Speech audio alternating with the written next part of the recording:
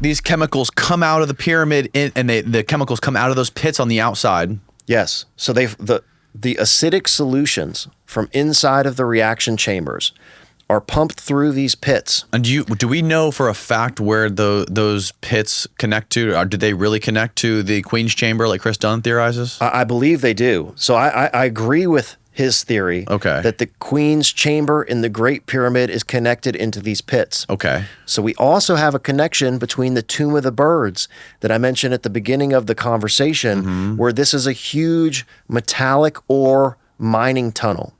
And they were introducing these acidic solutions.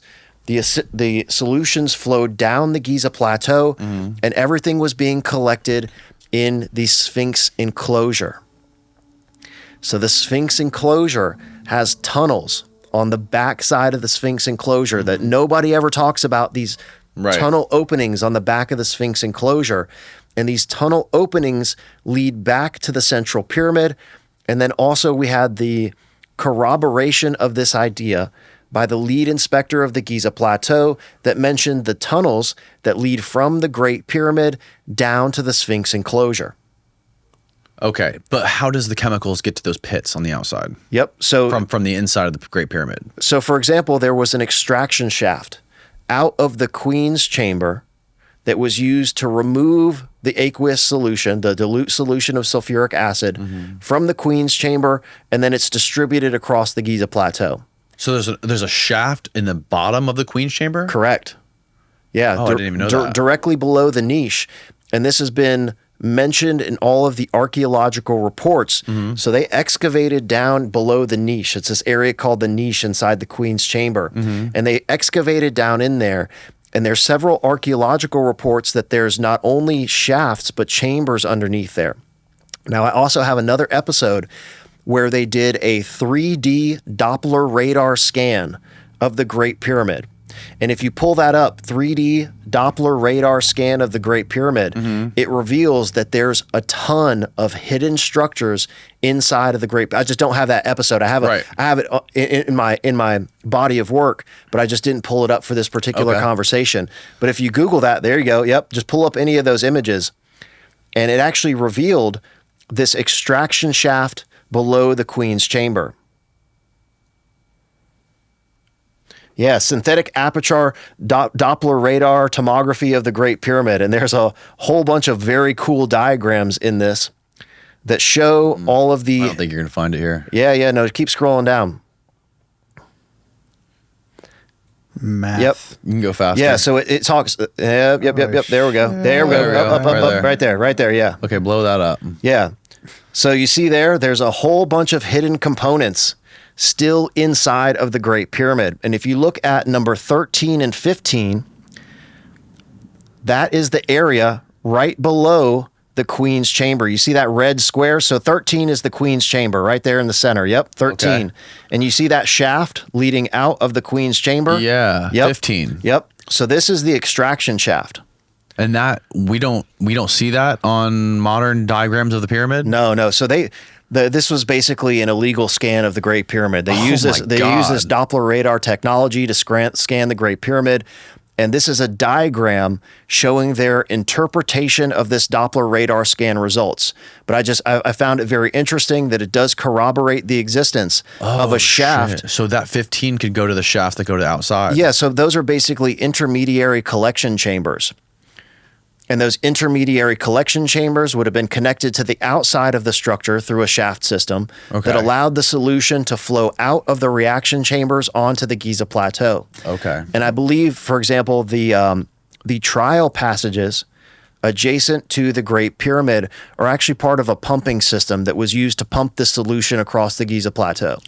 So this was all to just create sulfuric acid? Yes. Sulfuric acid has a ton of applications, not only for mining, which I don't believe this was just for the Giza Plateau. We're talking about all across Africa. Okay. There is prolific evidence of significant mining activities all over Africa. So they were collecting some of the solution.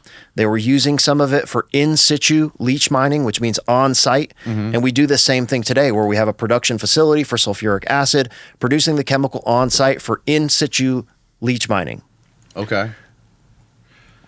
But that Doppler radar scan does corroborate the existence of the extraction shaft below the Queen's chamber. And and then obviously with the sulfuric acid, since sulfuric acid is known today as one of the chemicals we use in metallurgy. Yes. We assume that we use the sulfuric acid. They use the sulfuric acid to create metals and saws and tools and stuff. Correct. Yeah. So you can use it for mining applications, but then you can also use it for purification and isolation of certain metals. So you can also use it to dissolve gold. When you have hydrochloric acid and nitric acid, you can create something called aqua regia, which is used to dissolve gold. Yeah, so you can see that there's some very intricate structures. And that what's that 19, that green 19 thing? is the void. The big void. Okay.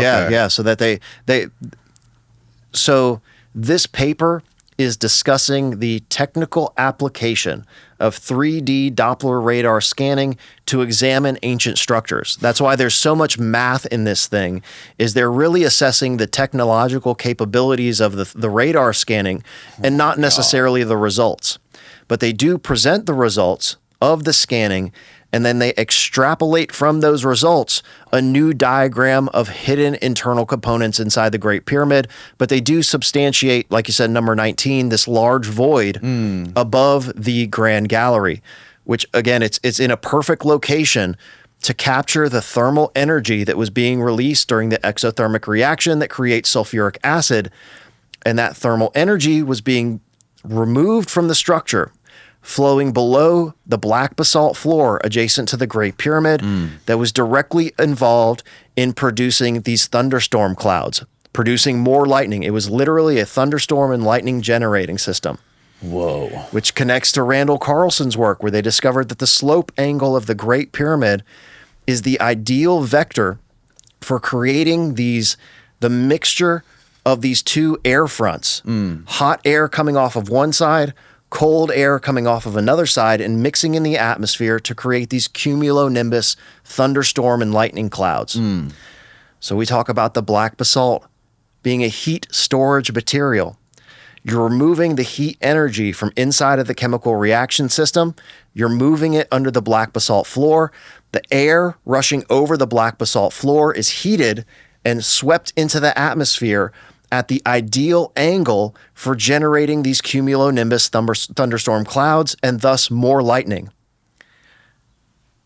Got it. Which would strike the pyramid. Correct. And then charge all this. Correct. So it's a self-repeating system where they're harnessing naturally occurring telluric currents to attract lightning. The chemical reaction sequence is used for chemical applications, but then it's also used to generate more lightning. Right. And man. This is just the tip of the iceberg. We haven't even gotten to the White Horse Hills of Wiltshire.